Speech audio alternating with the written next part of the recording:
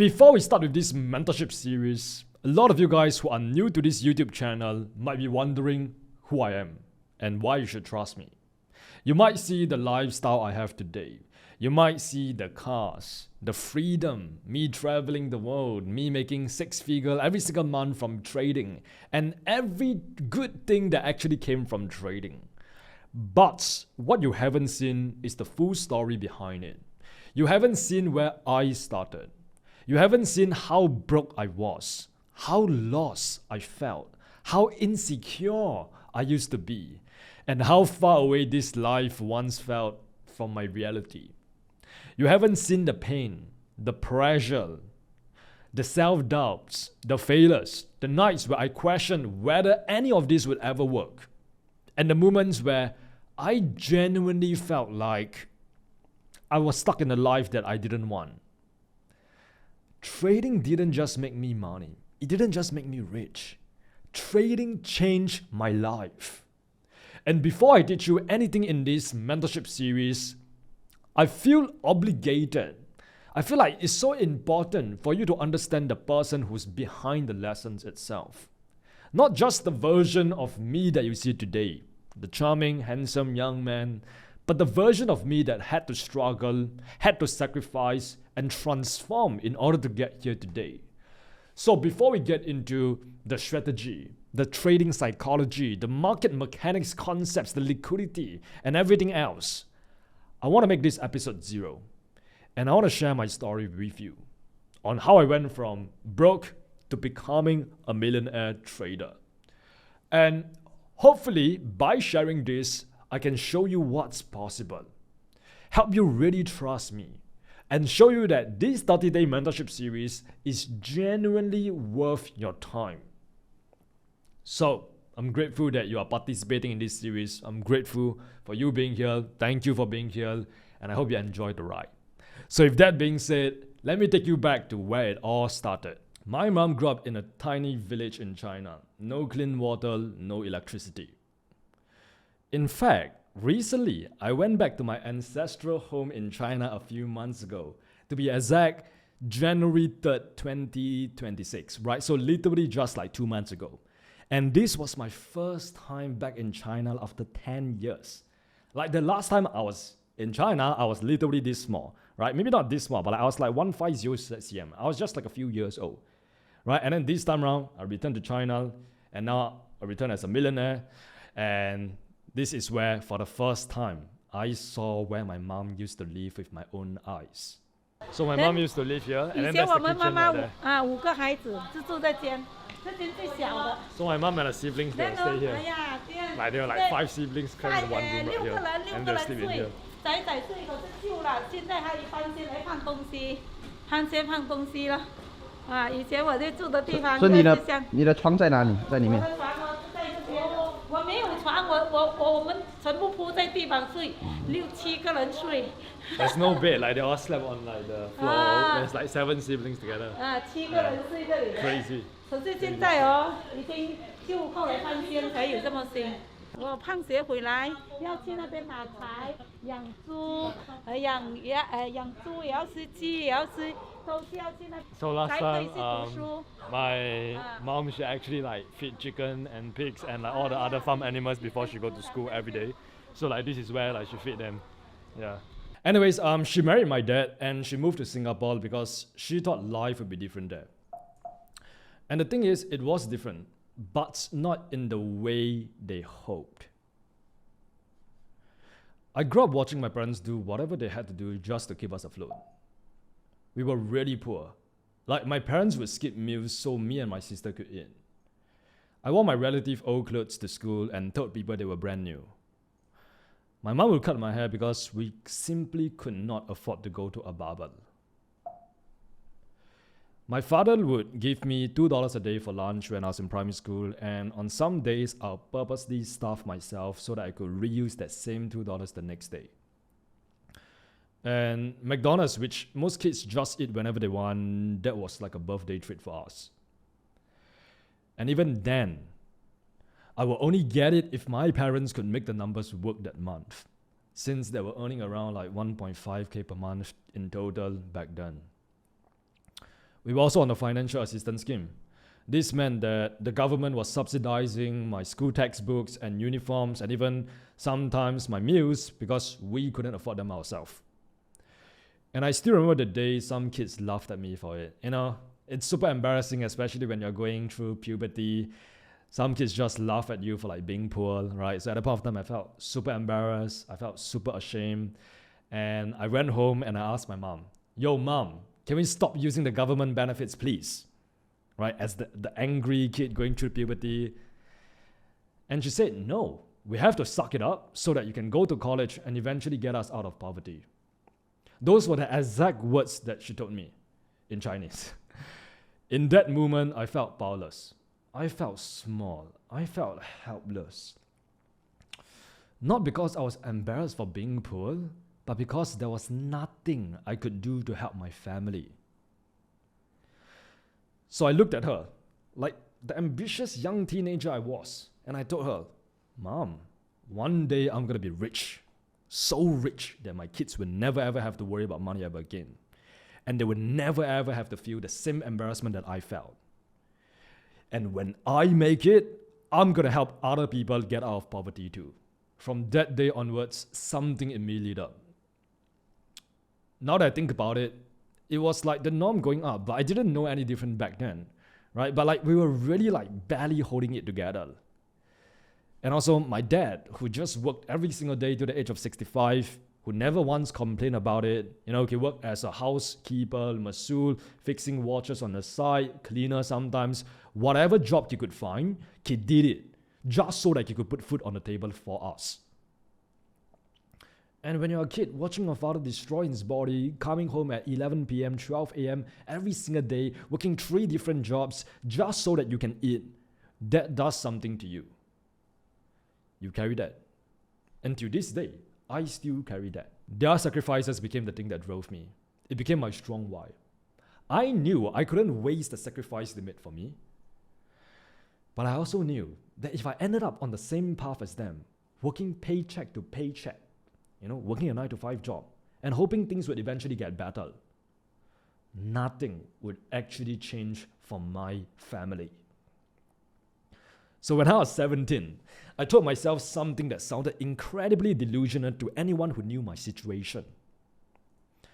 I told myself, I'm going to be the first person in my entire bloodline to become a millionaire. I remember when I made that vow to myself on that particular day, I took like this yellow paper.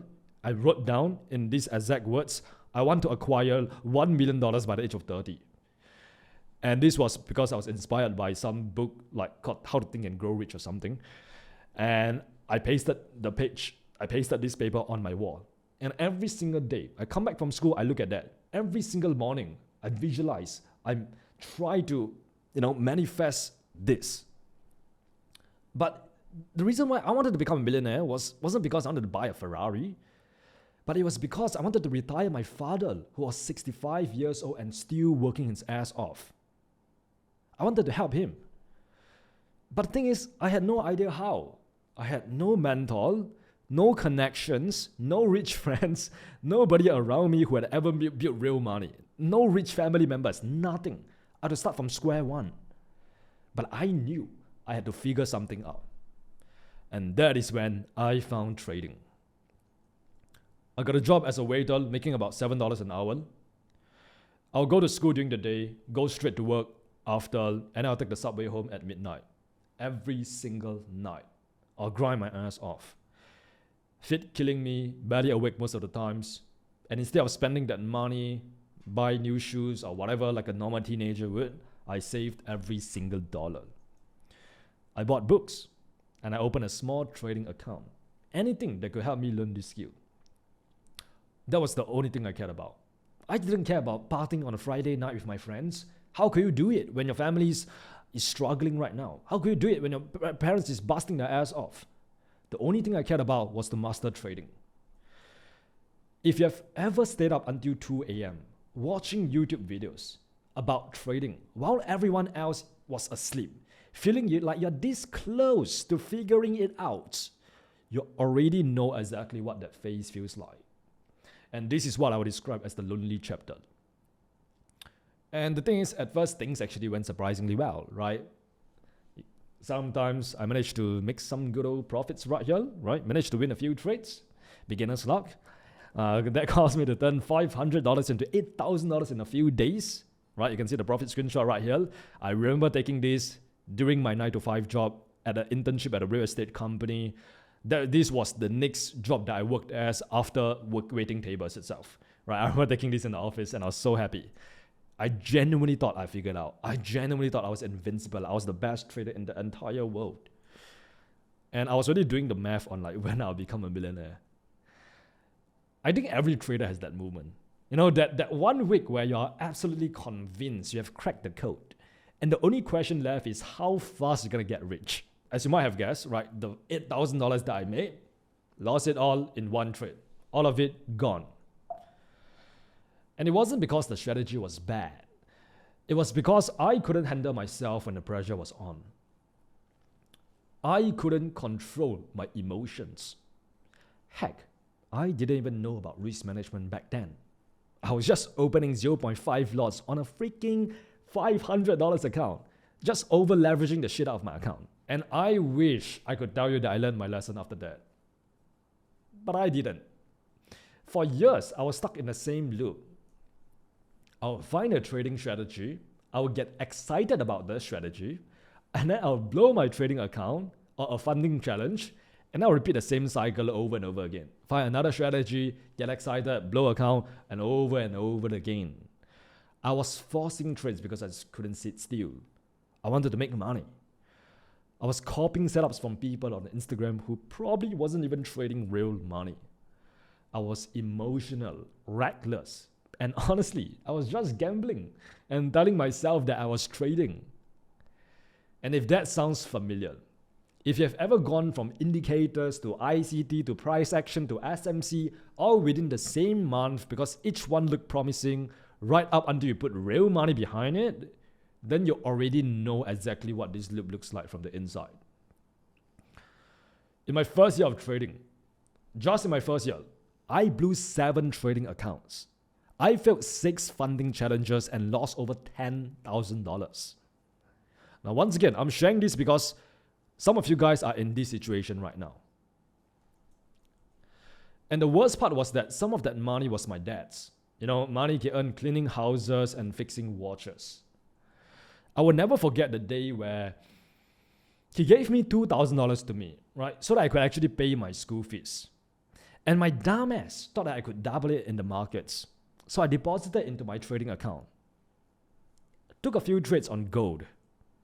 Well, I ended up losing it in 2 trades. And till this day, he still doesn't know that I lost that $2,000.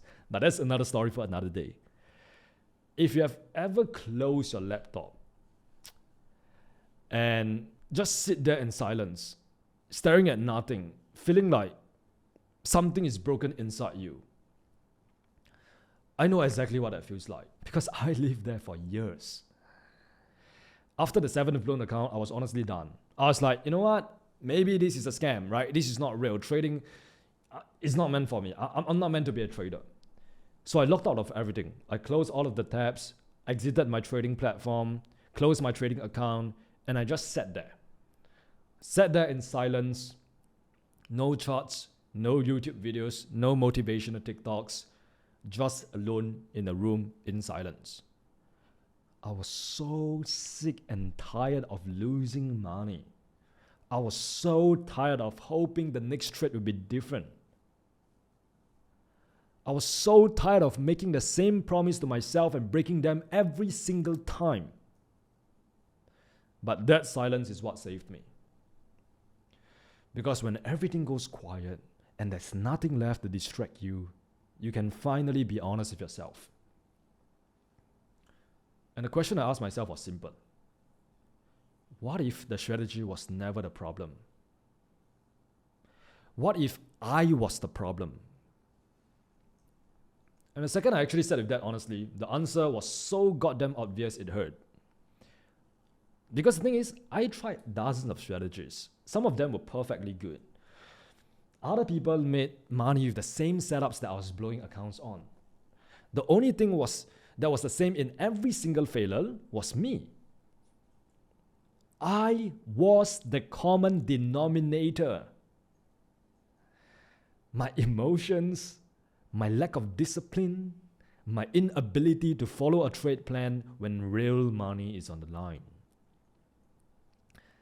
So I stopped looking for a better strategy and I started building something completely different. I built a mechanical system.